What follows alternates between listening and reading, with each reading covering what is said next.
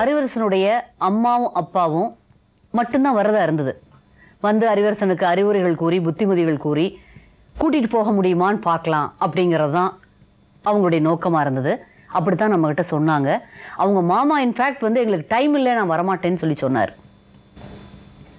ஆனா நடந்தது என்ன, இவங்க 2 பேரும் நம்ம ஸ்டுடியோவுக்கு வந்திருக்காங்கன்னு தெரிஞ்சு 20 பேர்த்தோட சினிமாவில் பார்ப்போம் இல்லை, அதே மாதிரி ஆயுதங்களோட, அரிவாள் மாதிரி ஒரு ஆயுதங்களோட பல வாகனங்களில் மதுரை பக்கத்து தேனியிலிருந்து கிளம்பி வந்து இங்கே டி நகரில் ரோட்டில் ஸ்டுடியோவுக்கு கீழே பல இடங்களில் அங்கங்கே அவங்க ஆட்களை ஆயுதங்களோட நிறுத்தி வச்சுருக்காங்க.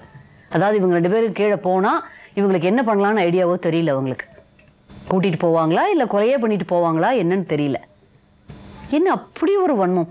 சினிமாவில் தான் இப்படிலாம் காட்சிகள் நடக்கும்னு நினச்சோம். நேர்களை பார்த்தீங்கல்ல, கும்பலா, அது போலீஸ் அதிகாரிகள் வேற மஃப்டியில் எங்களோட வந்திருக்காங்கன்னு சொல்கிறாங்க. உண்மையான்னு தெரியல. தமிழக அமைச்சர்கள் சில பேர்த்தோட பேரை சொல்கிறாங்க. இன்னாரெல்லாம் எங்களுக்கு தெரியும், நாங்கள் விடமாட்டோம்னு சொல்கிறாங்க. மீடியாவுக்கு அச்சுறுத்தல் கொடுக்குறாங்க, நாங்கள் என்ன பண்ணுவோம் பாருன்னு. கேமரா மேலே கல் எடுத்து அடிக்க ட்ரை பண்ணுறாங்க.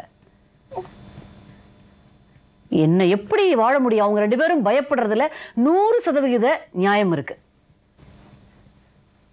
வீட்டாருக்கு பிடிக்குதோ இல்லையோ, இந்த ஜனநாயக நாட்டில் ஒரு ஆணும், வயது வந்த ஒரு ஆணும் பெண்ணும் காதலிச்சு கல்யாணம் பண்ணிக்கிறதுல என்ன வந்து தவறு சொல்ல முடியும்?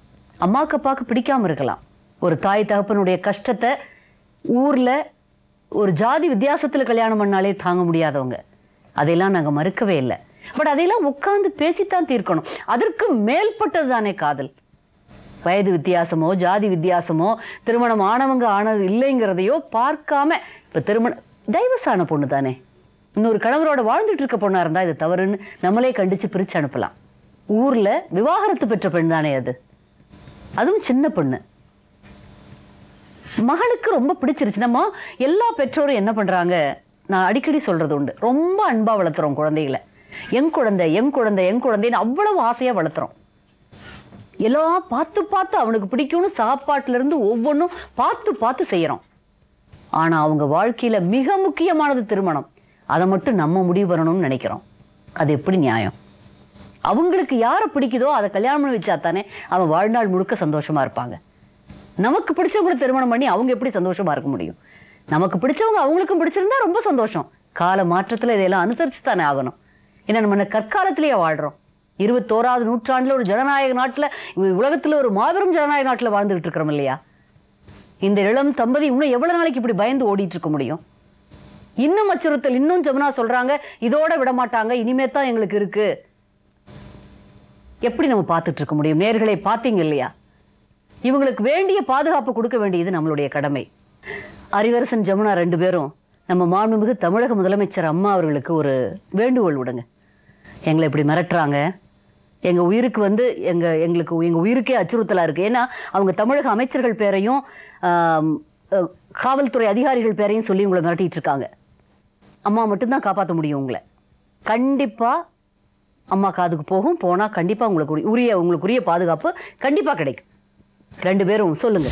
அம்மா எங்களை காப்பாத்துங்க, எங்களை கொன்றுவோன்னு சொல்லி பயன்படுத்துறாங்க. நாங்கள் வந்து விருப்பப்பட்டு திருமணம் பண்ணிக்கிட்டோம், அதனால் எங்களை கொன்றுவேன்னு சொல்லி பயன்படுத்துகிறாங்க, மிரட்டுறாங்க. எங்கே போனாலும் பின்னாடியே வர்றாங்க. இன்றைக்கி மீடியாவுக்கு வந்து கம்ப்ளைண்ட் பண்ணி இங்கே வந்து பேசி இவங்களை இனிமேலாவது நாங்கள் பிரச்சனை இல்லாமல் சந்தோஷமாக வாழலாம்னு நினச்சி இங்கே வந்து சொன்னோம். ஆனால் இங்கேயும் அவங்க அம்மா அப்பா வரேன்னு சொன்னாங்க. ஆனால் அவங்க அம்மா அப்பா வந்துட்டு கீழே பார்த்தீங்கன்னா கம்பு கத்தி அது இதுன்னு வச்சுட்டு ஒரு 20-30 பேர் நின்றுருக்காங்க. எங்களுக்கு கீழே இறங்கி போனால் எங்களை கொல்றதுக்கு எங்களுக்கு நீங்கள் தான் பாதுகாப்பு தரணும். கண்டிப்பாக கொடுப்பாங்க. 1.5 வருஷம் கல்யாணம் பண்ணி இது ஒரு குழந்தையும் பெற்று வாழ்கிற தம்பதியை கண்டிப்பாக பிரிக்கிறதுக்கு அம்மா வந்து நிச்சயமாக வந்து அதுக்கு உதவி பண்ணமா, அவங்க கட்சிக்காரங்களும் யாரும் உதவி பண்ண மாட்டாங்க.